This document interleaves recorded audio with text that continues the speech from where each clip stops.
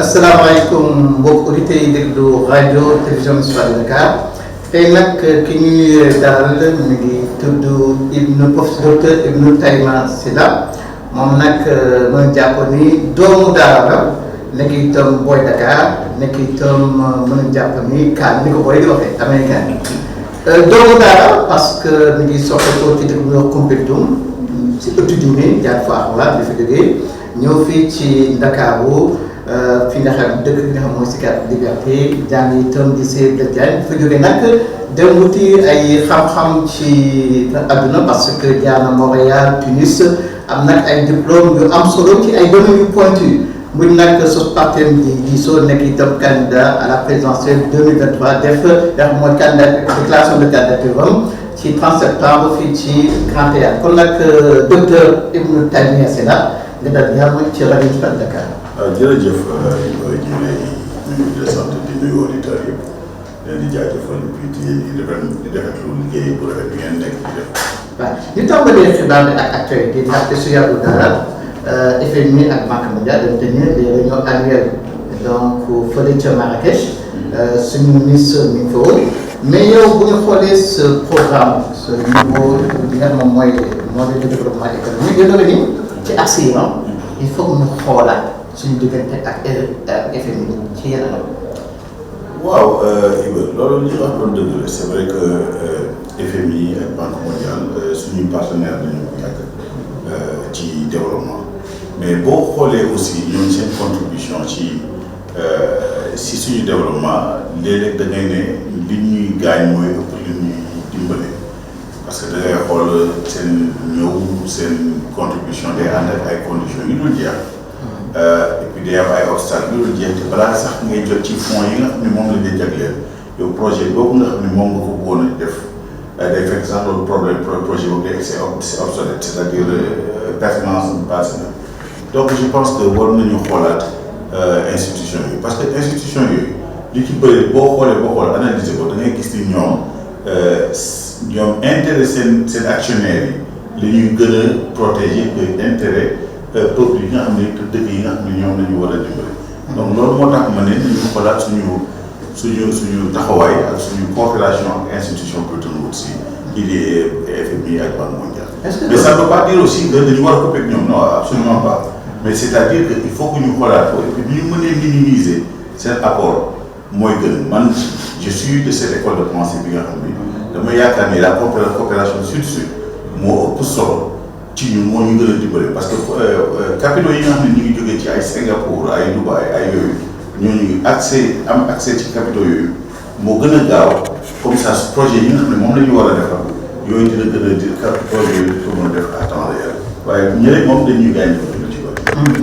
et ci wàllu itam modèle bi ngay proposé au plan économique da nga jàpp ni que c'est vrai bu ne FMI Banque mondiale li nga xam ne croissance au sommet. ñu di wax 7% croissance à deux chiffres mais ni c'est pas l'essentiel finalement c'est un développement à la base. Absolument. donc da nga inverser un peu le paradigme.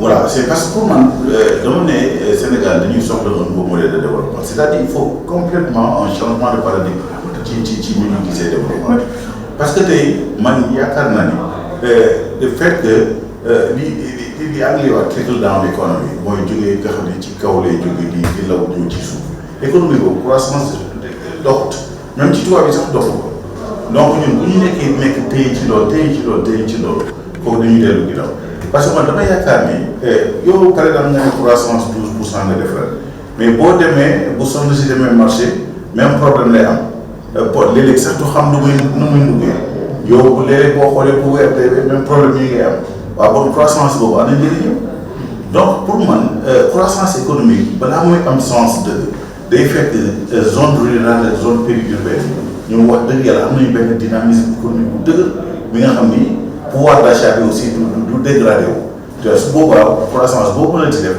kooku dina ne croissance réelle mais boo xoolee indice de qualité de vie bi kooku day dégradé wu kooku quelle que soit sa croissance économique bu fekkee sa qualité de vie amélioré wu kooku wax dëgg yàlla am benn njëriñ. maintenant boo nee développement à partir de la base est-ce que il faut que nga xoolaat par exemple sur le système de décentralisation on sait tout le processus il y a eu l'acte 3 boo ko xayma en tant que candidat. est-ce que jàpp nga ni véritablement que ñi ci séntu woon en termes de décentralisation am na sinon naka la ñuy li nga xam ne réajuster cela. Tu sais, la décentralisation en elle-même n'est pas une mauvaise chose, c'est une bonne chose. Moi, je suis un partisan de la départementalisation. Bon, pour d'autres raisons aussi. Mais, nous avons dit axe 3, c'est-à-dire que nous avons des niveaux engagés sans pour autant nous avons des mesures d'accompagnement. Parce que si vous avez été beaucoup de choses à l'année, par exemple, à Ignani ou à l'école de Bundu, da ngay gis am na ci ay communes yi nga xam ne ñooñu seen revenu fiscal yi du dépasser sax par 10 millions ci benn mairie bu ne dugg c'est-à-dire que mais c'est des mairies yi nga xam ne créé nañ leen ñu communes yi nga xam ne créé nañ leen te am seen viabilité économique fiscale kii wut. dañu jël communes yëpp érigé leen effectivement les communautés rurales est-ce que loolu dañ siy ñëwaat parce que jàpp na ni am na ay communes yoo xam ne elles ne sont pas viables. non du ma si ñëwaat. Mais peut-être que dina ci am ay réaménagement du si ñàkk moo am ay réaménagement parce que am na yenn communes yoo xam ne dañu viable alors pas du tout donc parce que dañuy xool efficacité la ñuy xool dans la gestion des collectivités locales. bu fekkee maintenant dañuy créer une collectivité locale pour autant pour am commune te alors que commune boobu day ñu ngi presque seen vie sax day dégradé wu je pense que amoon njëriñ et puis am na beneen affaire bu nekk ci communalisation boobu. Nous créons des communes sans pour autant que définir vraiment le rôle des maires. Parce que dans les maires, les communes, des nuits c'est poche avec budget aux communes. De telle sorte que les plus grands communes pour nous, c'est poche. Je vais vous faire une anecdote. La femme ci àll ba léegi nga xam ne léeg-léeg su may campagne pour foofu waxtaan na moom benn bés ma ne ko waaw ma ne ko waaw sëñ bi ma ne ko yow xanaa da nga am jombaay yu temps yi jombaay yi mooy ceeb ci bët mu ne ma non mu ne dafay xaar ba doon maire ma doog a am jombaay xam nga ça veut dire beaucoup de choses c'est-à-dire que on n'a pas conscientisé les gens sur vraiment le rôle de maire surtout dans ces contrées-là. Bon, il faut que nous conscientiser et puis que nous définir encore le rôle du maire. Qu'est-ce que le maire doit faire? Parce que nous, absolument, cette communalisation doit participer à l'amélioration de la qualité de vie des populations. Mais plutôt, actuellement, ça c'est en train de dégrader la qualité de vie de nos populations. Sur cette question, le parti du saut, ce n'est pas un parti de diagnostic, c'est un parti de solution. Mais à partir de ce moment, une insuffisance de décentralisation m'ont dit que les collectivités territoriales n'ont pas assez de ressources financières, ça c'est clair. Maintenant, il y a un mécanisme, alors, par quel mécanisme?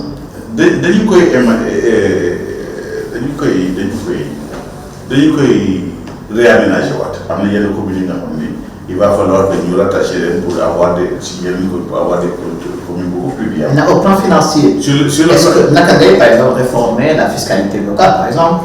Oui, mais xam nga fiscalité locale bi kooku il faut que ñu xool collection taxe il faut que kooku parce que lépp loolu il faut que mu am guideline il faut que mu am benn guide di nga xam ne d'action bi nga xam ne collectivité war nañ ko topp ci affaire taxe yi. Par exemple tey par exemple boo xoolee ci revenu fiscal yi je pense qu'il y a l'utilisation de la technologie numérique qu'il faut maintenant introduire au niveau des collectivités locales afin de pouvoir améliorer et de rendre beaucoup plus efficace maintenant la gestion de ces ressources fiscales. Parce que par exemple, c'est possible d'avoir des logiciels, on les met au point, mais on peut contrôler les revenus fiscaux pour savoir exactement au centime près, surtout au niveau de la collection. Il faut faire beaucoup d'efforts en termes de collection des taxes. Parce que dans les par exemple, j'ai beaucoup vécu, parce que ce qu'on a fait tout au Sénégal, à part 2 fois. Donc, actuellement ce qui se passe vraiment là-bas. On a des décrets, gars, bu ñu juutee bu ñu demee récupérer juuti par exemple ba ngoon dañuy toog après partager ko ak ñoom ci biir mbir yi. tu vois am na c'est exemple la rek bu kii bu banaan qui dit beaucoup de choses quoi dans les trucs. Maintenant, ba tey ci sa proposition nouvelle disons nouveau programme économique. da nga jàpp ni ñi fi jaar comme Senghor, di Abdou Diouf, di Abdoulaye Wade, di Macky Sall. Comme ni ko waxee ci nasaraan, ce sont des leaders transactionnels. yow li nga bëgg mooy nekk un leader transformationnel.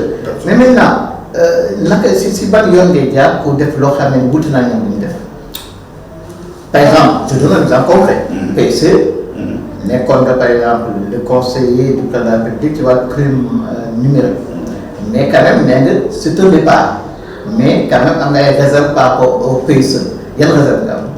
Bon, tu sais, c'est surtout dans l'exécution. Parce qu'au début, PSE, les erreurs que j'avais émises, c'était dans les années 2014-2015, nous on a même dans la conception du PSE, d'une conception. Bon, et que surtout que dans l'exécution, ils n'avaient pas vraiment pris le temps parce que c'est le milestone, c'est-à-dire les points repères.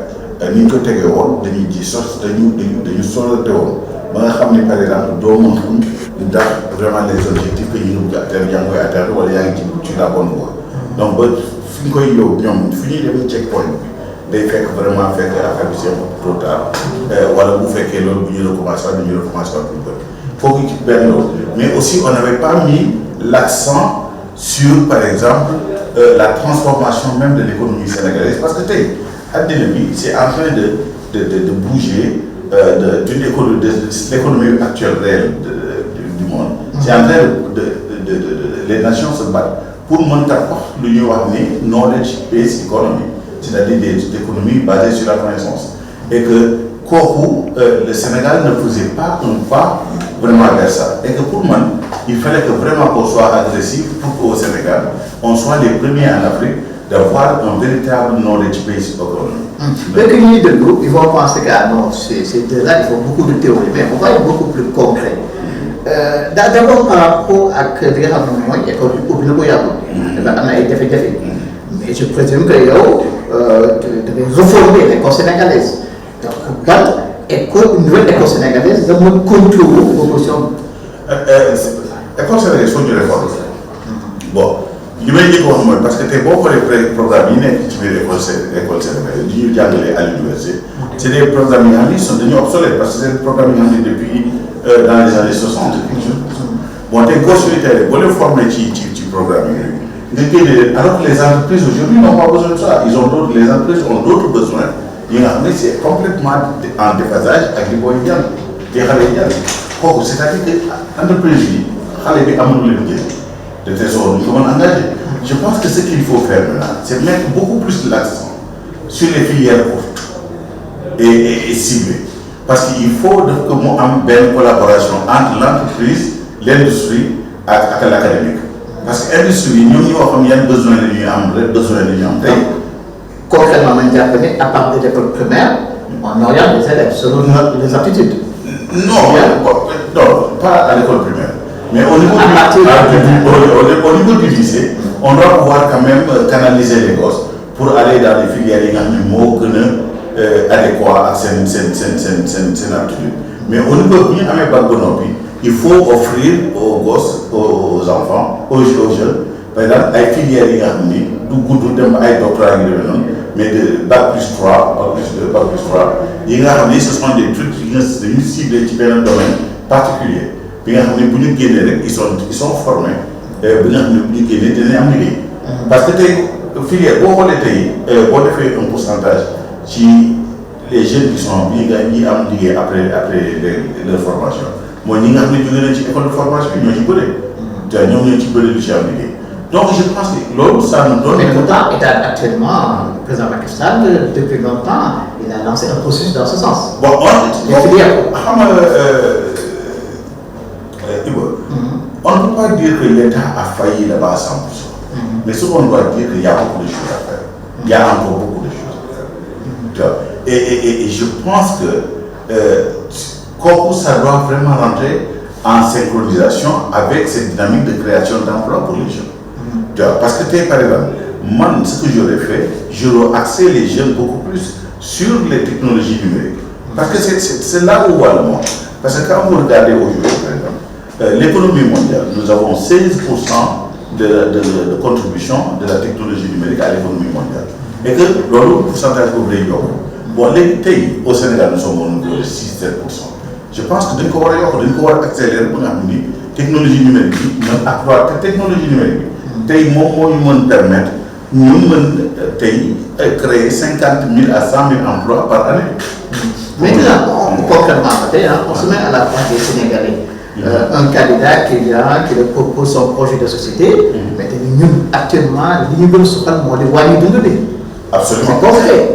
Ouais, mais... Alors, comment est-ce que nous japonais que le docteur Ibn Taymiyyah, c'est là, donc nous avons d'un claquement de doigts, nous avons dit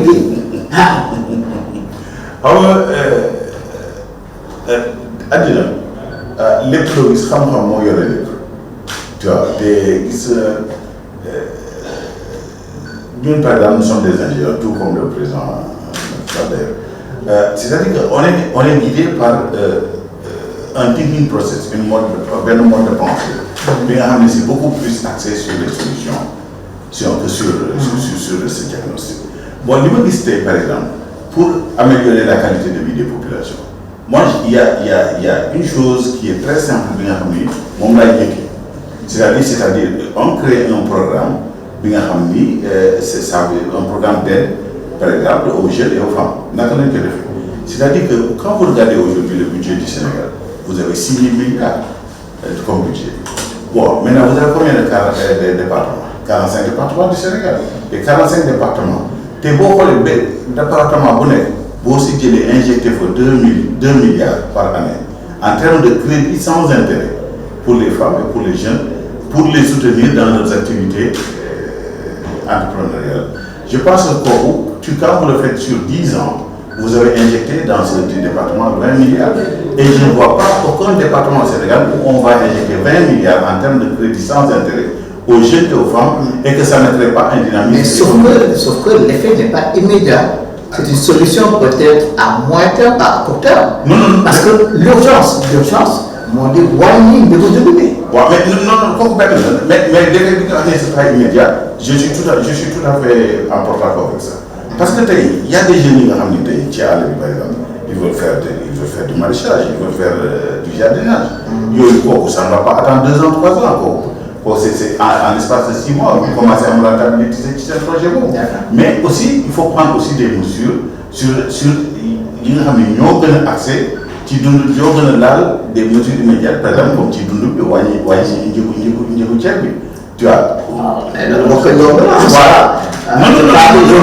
Ils ont subventionné, mais maintenant ils disent que non. Mais quand vous prenez le budget du Sénégal, vous prenez je pense que moi, ce que je m'engage à faire, c'est de prendre le budget du Sénégal et d'y aller ligne par ligne par ligne par ligne. Et je vous jure que vous allez trouver des lignes budgétaires qui ont une belle pertinence. Des lignes budgétaires comme par exemple. Tu vois, est-ce que par exemple, que nous faisons le président, que ce qu'on appelle la caisse noire, que fait dire? Bon, vous savez, la caisse noire, ça dépend de la pertinence de la caisse noire. Tu sais, la caisse noire, on ne peut pas donner au président de la République une certaine autonomie financière sur certaines questions ça touche aux problèmes sécuritaires parce que il y a des réaux aussi, il faut dire que nous disent mais je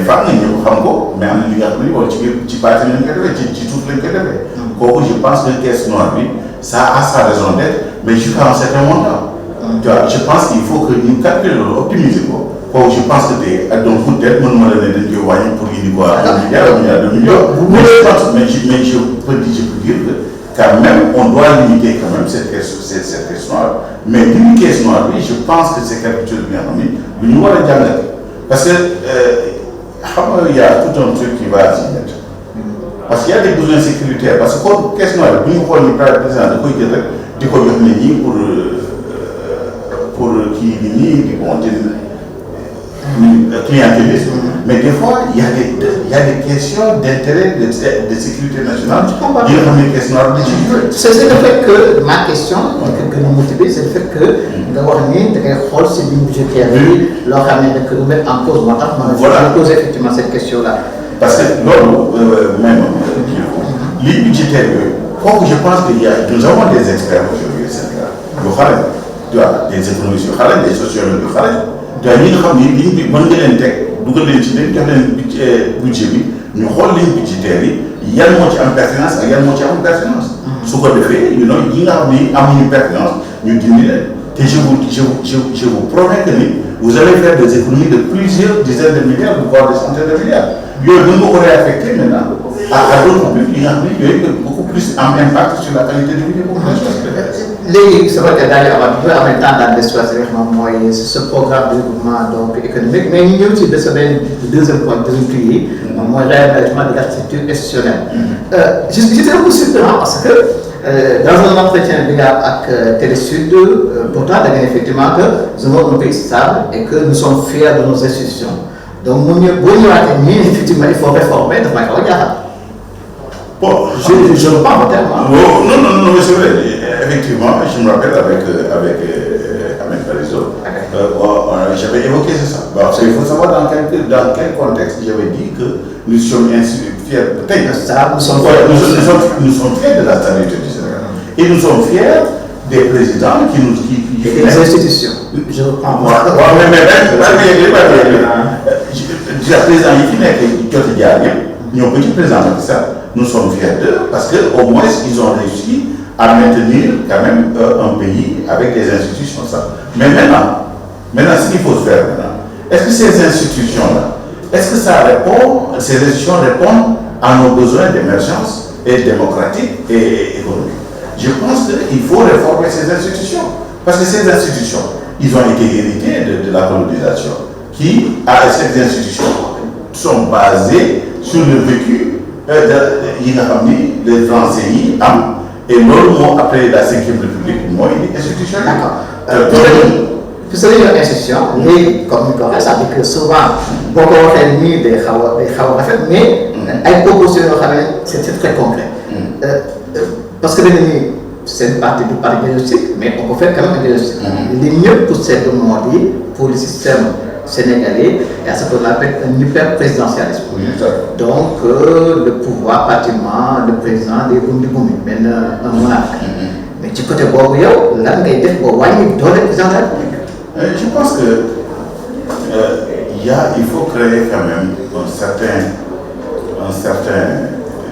une séparation des pouvoirs beaucoup plus effective. Bon, par rapport à ça, on va commencer par l'Assemblée nationale. Moi, je pense qu'aujourd'hui, par exemple, l'Assemblée nationale, tous les députés devraient être élus à partir des départements. Il n'y a pas de liste nationale y aller. On va à la base, on va dans les départements, et ce sont les départements qui vont choisir les représentants à l'Assemblée nationale. Tout à fait.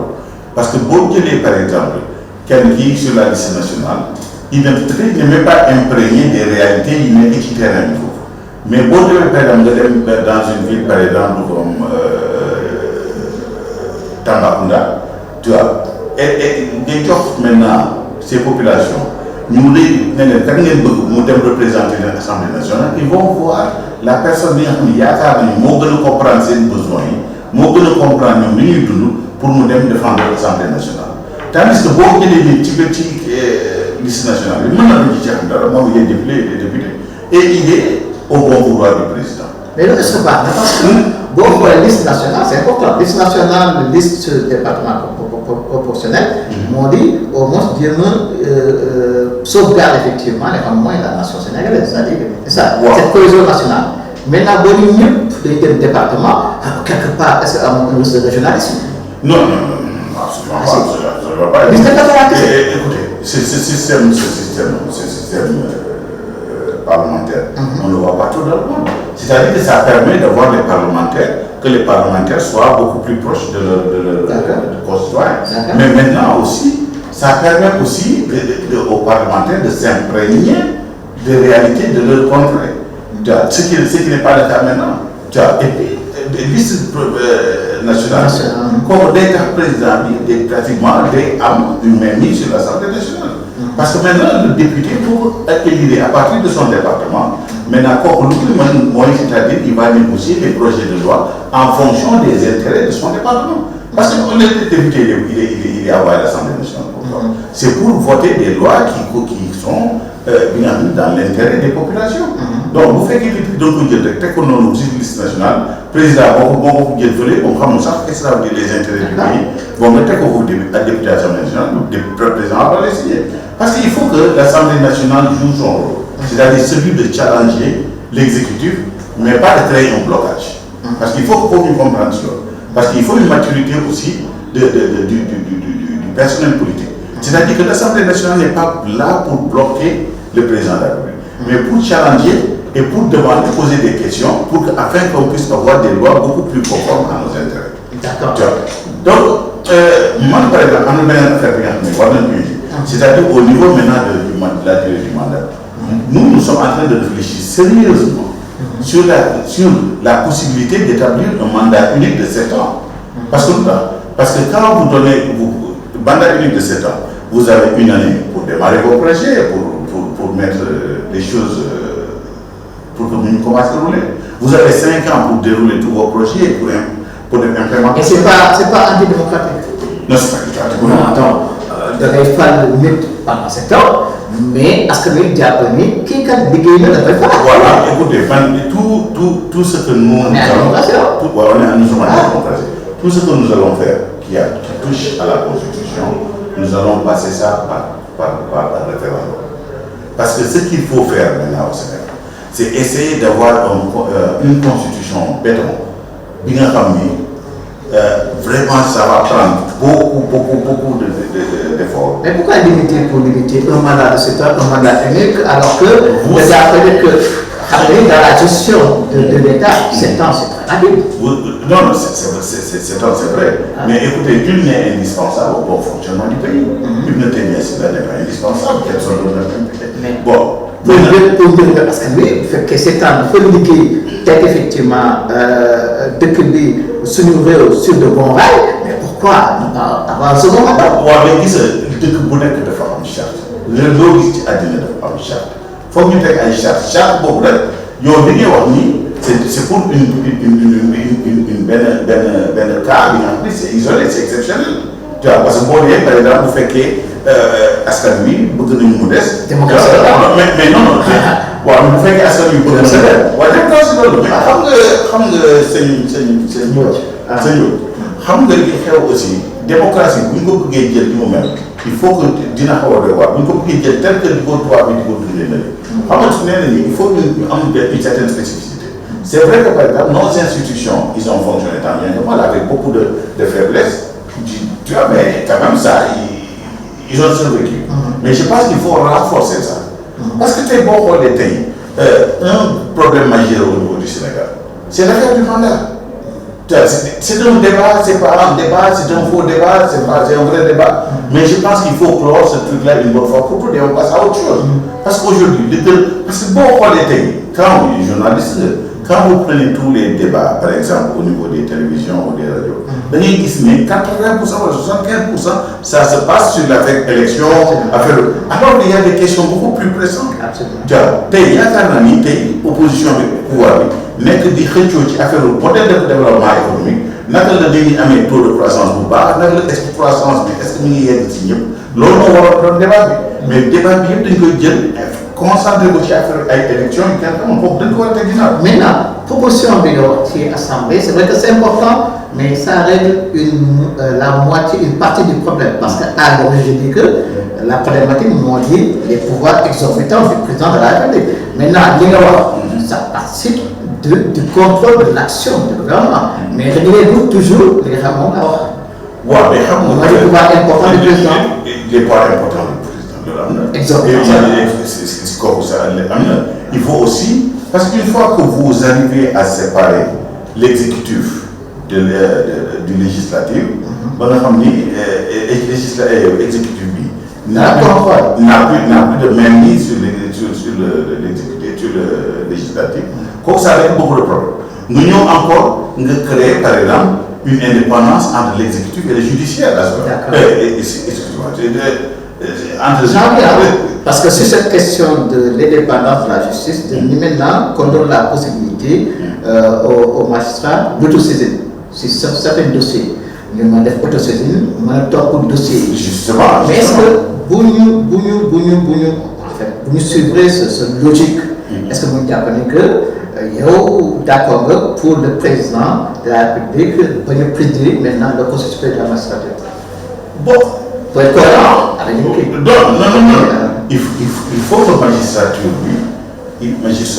soit différente. Le judiciaire soit indépendant de l'exécutif. Lors de technicalité, on a des constitutionnalistes qui sont là. Moi, je ne suis pas constitutionnaliste, mais nous avons des constitutionnalistes. Mais quand même, je pense qu'ils sont en mesure de nous donner quand même un schéma, Non. C'est là. Non. Le candidat, ils sont des spécialistes. J'ai des spécialistes. Et c'est pour ça que je vous propose ça. Parce que je vous propose ça. Mais quand on arrive dans la technicalité des choses, il faut laisser aux spécialistes de faire le travail. Pour discuter par exemple les technicalités de cette séparation, comme je parle dans le football, mais tandis que moi je suis un ingénieur, comme ça mais je ne peux pas topper si tu as vu, il faut que les spécialistes discuter technicalité. Et puis, comment le problème ici, moi, il faut que nous gueule au Sénégal, il faut que nous gueule le temps, ou bien l'effort, qu'on fasse l'effort de donner des débats juridiques ou des débats dans un domaine spécifique. Aux spécialistes qui sont impartiaux. Nous avons parce que vous faites que par exemple quelqu'un qui n'est pas juriste, par exemple, vous dites le débat sur la constitution, mais le centre de ma question, moi, en tant que candidat, en tant que chef de parti, tu as un staff, tu as et ces juristes-là te donnent les éléments effectivement que mon va utiliser comme argument quand tu vas dans un débat pour effectivement sur les réformes constitutionnelles, voilà ce que le président de la République, doit avoir un truc séparé par rapport au judiciaire. Tu vois, les juges doivent pouvoir saisir des dossiers qu'ils jugent, que c'est un peu douteux, ou nous autosaisir aussi. Tu vois, c'est vrai, le président de la Cour suprême, il passe c'est maintenant de laisser aux constitutionnalistes de discuter ces détails-là, y compris les constitutionnalistes de mon équipe et des autres. Parce que quand il s'agit de la Constitution, ce n'est pas le président de la République ou le TISO. Non. Il faut peut-être initier des débats, mais il faut aussi inclure tous les Sénégalais, de tous les ports. Parce que nous voulons une constitution qui va être représentative, mais nous avons mis sur une dernière, sur une séquille, lors de l'île de Valérie.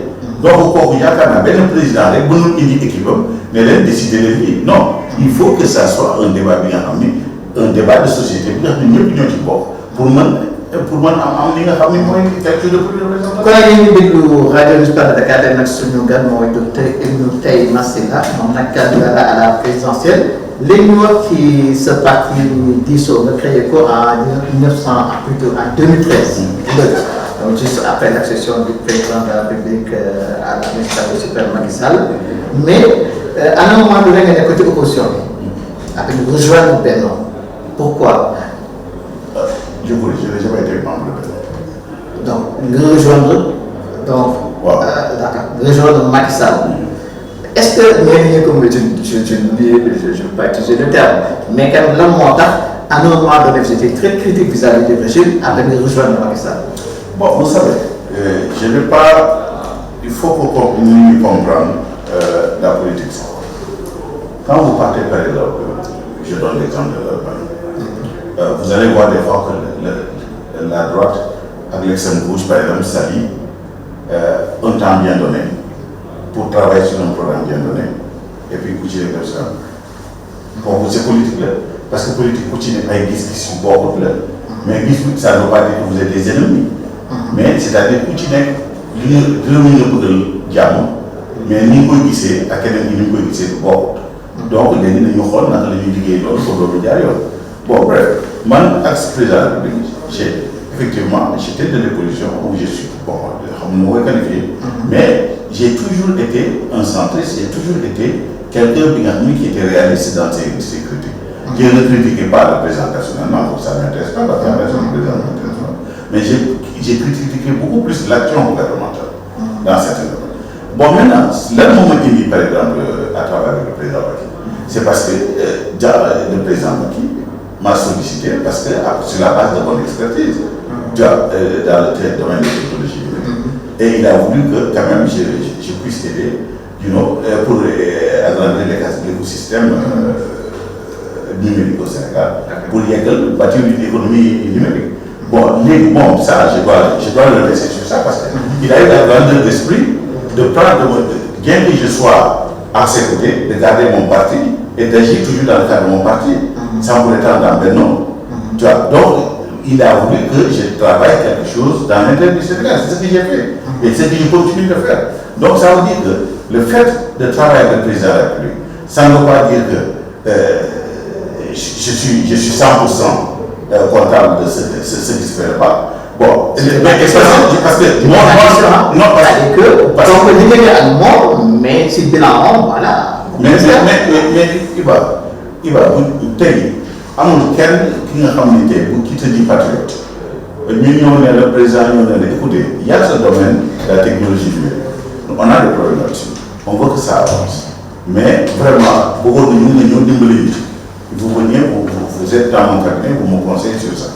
Bon, sur ça spécialement, je ne touche à rien, je touche l'économie numérique et tout ce qui touche la technologie numérique.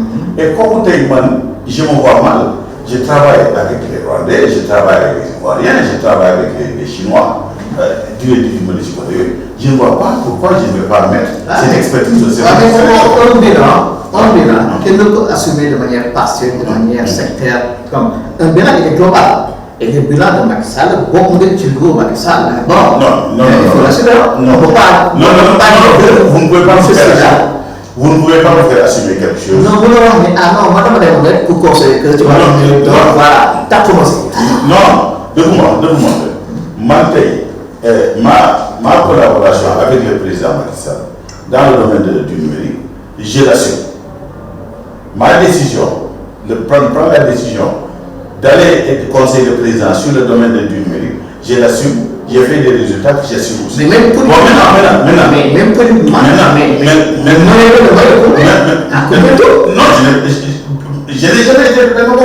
non, pour le président. J'ai été candidat à la mairie au compte de mon propre parti. Bon, c'est tout. Mais sur le compte de mon propre parti, mon propre parti n'a jamais été de Benno Bokk Yaakaar. Vous avez mis où j'ai étudié. Non, je présidentiel, je parle de la majorité présidentielle. Bon, là, et puis, comment de femmes nit ki doo nekk par exemple di liggéey moom di ko faxas. D'accord. Loolu doo ko def. Tu vois, mais ça ne veut pas dire qu'aujourd'hui je suis l'avocat de Benno Bokk Yaakaar, je ne suis ni le porte-parole de Benno Bokk Yaakaar, ni l'avocat de Benno Bokk Yaakaar. Mais quand même, mon compagnonnage avec le président Macky Sall, je l'assume.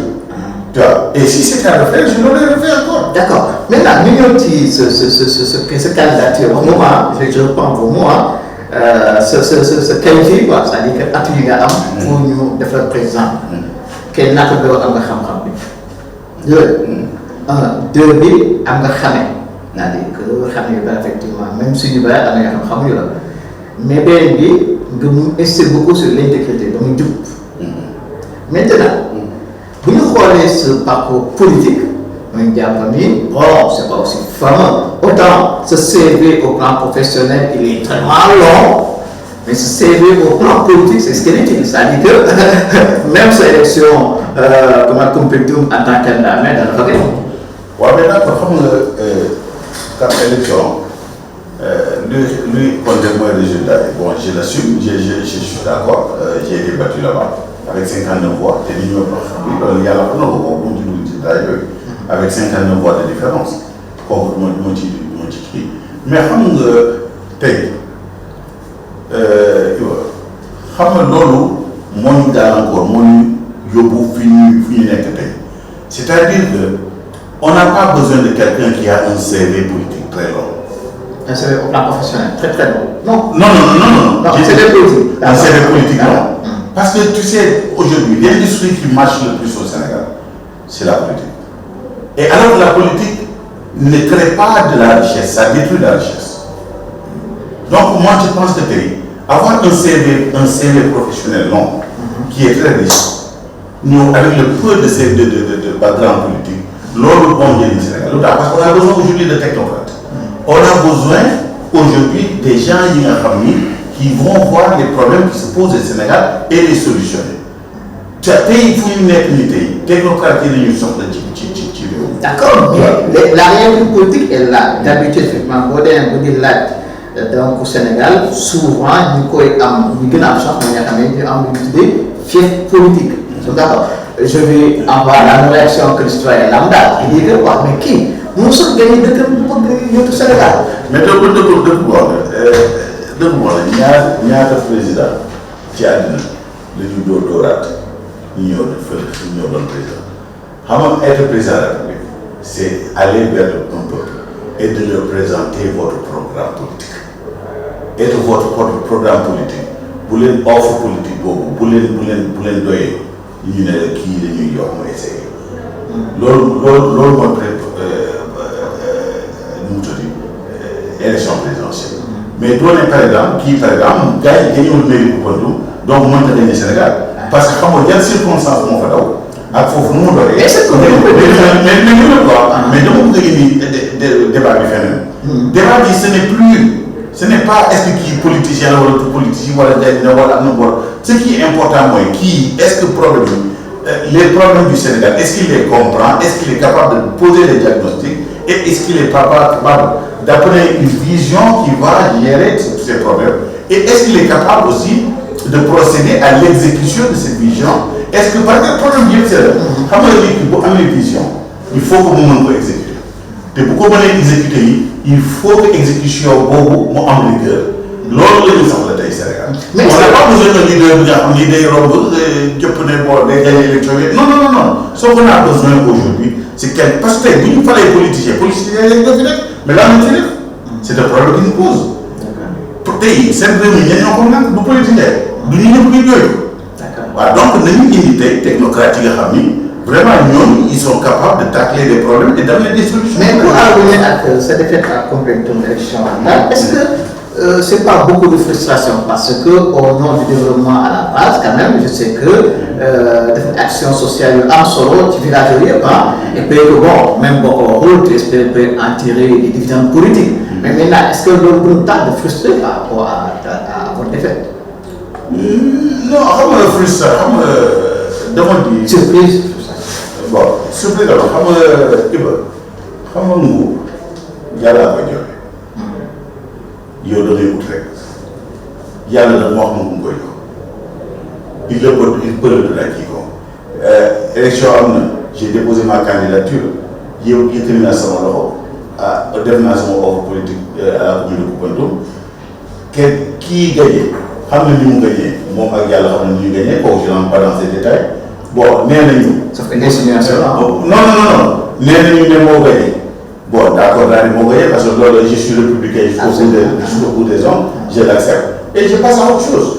bon maintenant ça ne va pas m'empêcher de vivre et ça ne va pas m'empêcher de continuer mon engagement politique parce que mon engagement politique ça ne se fait pas par rapport à une personne ça ne se fait pas par rapport à une élection. Mais ça se fait en fonction des intérêts stratégiques du Sénégal. Donc voilà comme l'impression que vous le dites et surtout perception négative politique. Parce que pour eux, politique, un peu, c'est un peu la clôture d'un processus. Le processus de sa carrière professionnelle. Et donc c'est un peu une seconde carrière. Pour eux qui donc même au-delà de cette élection, vous allez continuer. Absolument, parce que déjà, moi, ce qui m'intéresse, c'est la qualité, c'est l'amélioration de la qualité de vie des populations sénégalaises. Tu vois, que je sois à la station présidentielle, que je sois en tant que citoyen lambda, que je vais continuer à le faire. Tu vois, parce que moi, je comprends que mon engagement politique, c'est-à-dire que j'ai fait une carrière professionnelle, bien honorable, bien wax dëgg yàlla maa ngi koy sant suñu borom. Bon, léegi. bu ma bàyyee carrière professionnelle boobu ñëw léegi politique bi lan la c'est